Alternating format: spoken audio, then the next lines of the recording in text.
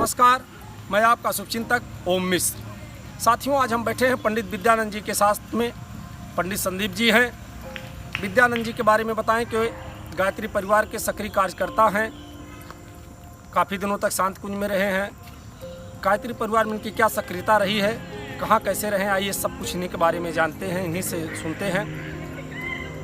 पंडित विद्यानंद जी, आप खुद बताइए कि गायत्री परिवार में आप कब कहाँ कैसे रहे हैं। परम पूज्य गुरुदेव परम वंदनीय माता जी के संरक्षण में 2007 में हम शांति कुंज हरिद्वार में रहे हैं। वहाँ पे हमने 9 दिवसीय साधना किया, परिव्राजक किया, त्रैमासिक साधना किया और लगभग 3 वर्ष तक शांति कुंज में रह करके हमने वहाँ पे समय दान किया। शांति कुंज के द्वारा परम पूज्य गुरुदेव के आश्रम में आवलखेड़ा में रहने का अवसर प्राप्त हुआ। वहाँ पर भी हम 3 वर्ष तक रहे। आवलखेड़ा बताएं। आवलखेड़ा परम पूज्य गुरुदेव की जन्मभूमि है, आगरा में है। आगरा से 24 किलोमीटर पर है। और परम पूज्य गुरुदेव वहाँ पे 24 लाख के 24 महापुरुष चरण संपन्न किए, साधना किया। और वहीं से उन्होंने मथुरा में जाकर के जो गायत्री तपोभूमि मथुरा, वहाँ पर भी हम रहे हैं।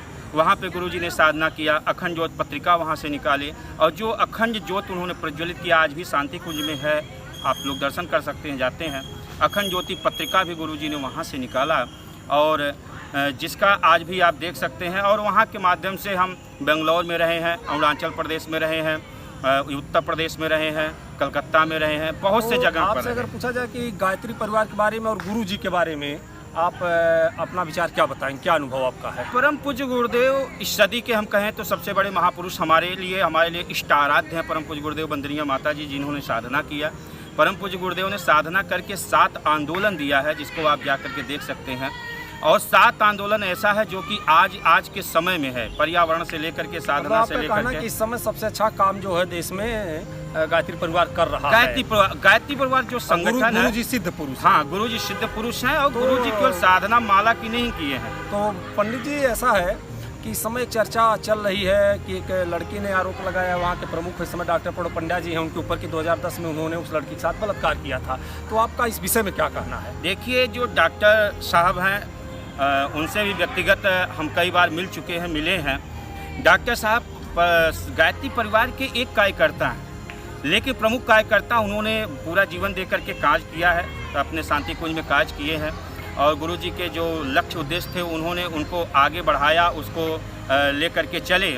और डॉक्टर साहब जितना हो सकता है आज भी आप देखें कि वो साधना करते हैं। वहाँ के जो नवयुवक हैं उनको आगे बढ़ाते हैं, जो युवा शक्ति है उनको आगे बढ़ाते हैं। वो तो ठीक है, वो कर रहे हैं, बड़ा काम कर रहे हैं, नासा से सम्मानित भी हैं और पूरी दुनिया उनको जानती है, बड़े वैज्ञानिक हैं, आध्यात्मिक हैं, सब एक साथ हैं। लेकिन आप उस केस के विषय में क्या कहना है। नहीं, इस केस के विषय में देखिए, परम पूज्य गुरुदेव ने भी कहा है कि बुराई जो होती है वो बाहर के शत्रुओं से तो हमें लड़ना, अपने अंदर के भी शत्रुओं से लड़ना है। हम किसी के लिए, या तो हम हो या कोई भी हो, इस तरह से नहीं कह सकता कि कौन सही है कौन गलत है। मतलब आपके कहने मतलब हो सकता है, हो भी सकता है, उसमें हम नहीं कुछ कह सकते। लेकिन ये भी एक उन्होंने अच्छा कार्य किया। विद्यानंद जी बता रहे हैं कि हो भी सकता है कि ऐसा वो हो भी किए भी हो और ये भी हो सकता है कि नहीं भी किए हो। हाँ, ऐसा भी है कि आपका कहने का मतलब अब ये कोर्ट के बाद ही कुछ कहा जा सकता है। जो कोर्ट देगा, न्यायालय का जो भी न्याय आएगा, निर्णय आएगा, उसको सबको मानना चाहिए। लेकिन एक चीज़ और भी हमें कहना चाहते हैं कि गायत्री परिवार का ऐसा नहीं कुछ, गायत्री परिवार में बहुत से ऐसे, वहाँ पे चाहे आदरणीय वीरेश्वर उपाध्याय जी हों, कालीचरण शर्मा बाबू जी हों, चाहे ओपी शर्मा बाबू जी हों, या पूर्व जो हमारे व्यवस्थापक जी थे,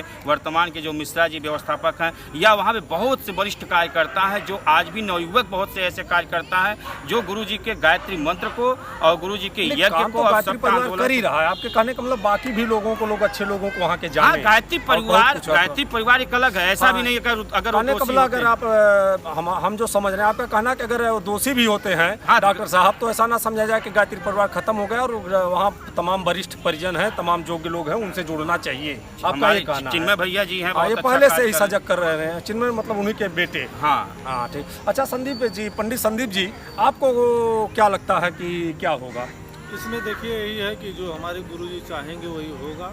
अच्छा, मतलब अगर ऐसा कुछ होता है डॉक्टर साहब, है तो कि संदीप जी बड़ी अच्छी बात बोल रहे हैं, इनका कहना कि अगर डॉक्टर साहब दोषी भी पाए जाते हैं तो ये गुरु जी की इच्छा मानी जाएगी, यही बात आप कह रहे हैं ना? जी जी। जो भी है गुरु जी की इच्छा से। चलिए, बहुत अच्छी बात आप लोगों ने बताया।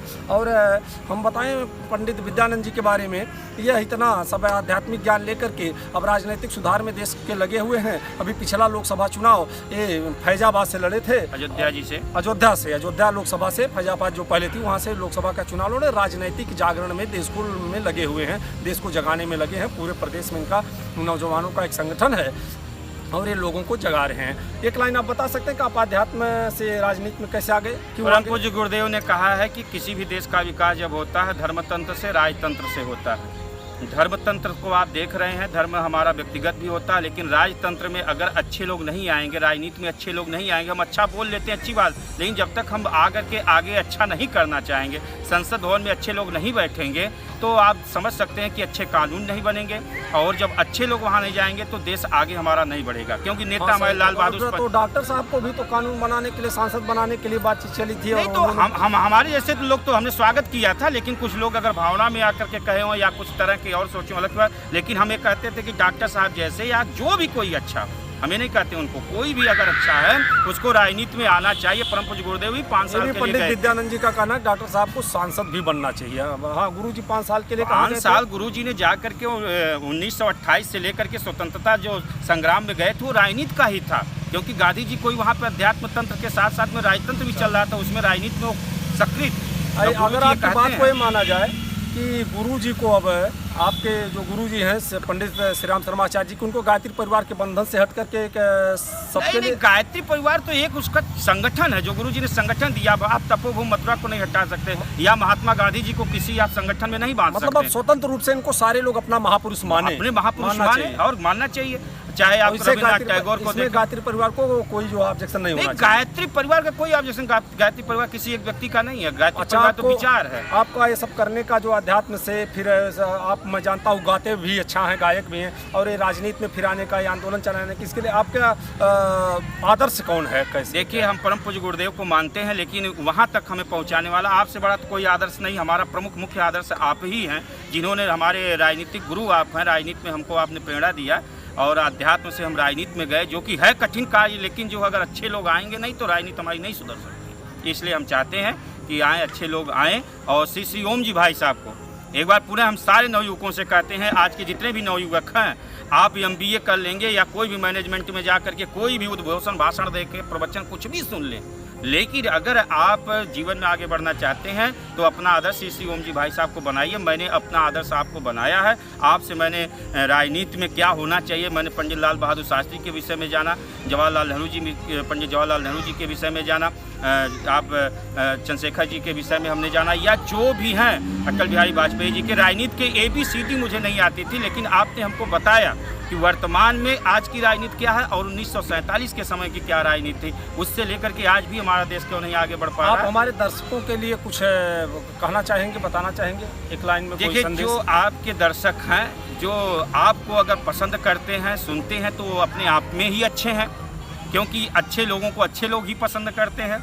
तो सबसे पहले उनको हम बधाई देना चाहते हैं कि आप ऐसा वीडियो देखते हैं, ऐसे लोगों को सुनते हैं। चलिए, जो आज के समय में आपके लिए प्रेरणा स्रोत हैं। हमने राजीव दीक्षित जी से मिला, लेकिन अगर हम आज के समय में कहें तो हमको लगता है कि अगर कोई ऐसी शक्ति है, कोई ऐसा विचार पुंज है, विचार शक्ति है, तो श्री ओम जी भाई साहब। चलिए, हम लोग पंडित विद्यानंद जी से जाने गायत्री परिवार के बारे में और उनके जीवन के बारे में। और पंडित संदीप जी ने तो गागर में सागर भर दिया, बताया कि जो भी हो रहा है गुरु जी की इच्छा से हो रहा है। और साथियों, आप लोगों से निवेदन करना चाहेंगे कि ज़्यादा से ज़्यादा लोग जागरूक हों। इसके लिए इस पंडित विद्यानंद जी, पंडित संदीप जी की बात को ज़्यादा से ज़्यादा लोगों तक शेयर करें। गायत्री परिवार के हमारे परिजन ज़्यादा से ज़्यादा सब्सक्राइब करें, लाइक करें, ताकि ये बात सरकार तक पहुँचे, लाखों लोग इसको सुने जाने, सरकार जागरूक हो और डॉक्टर साहब के साथ निष्पक्ष न्याय किया जाए। जय हिंद, सत्यमेव जयते।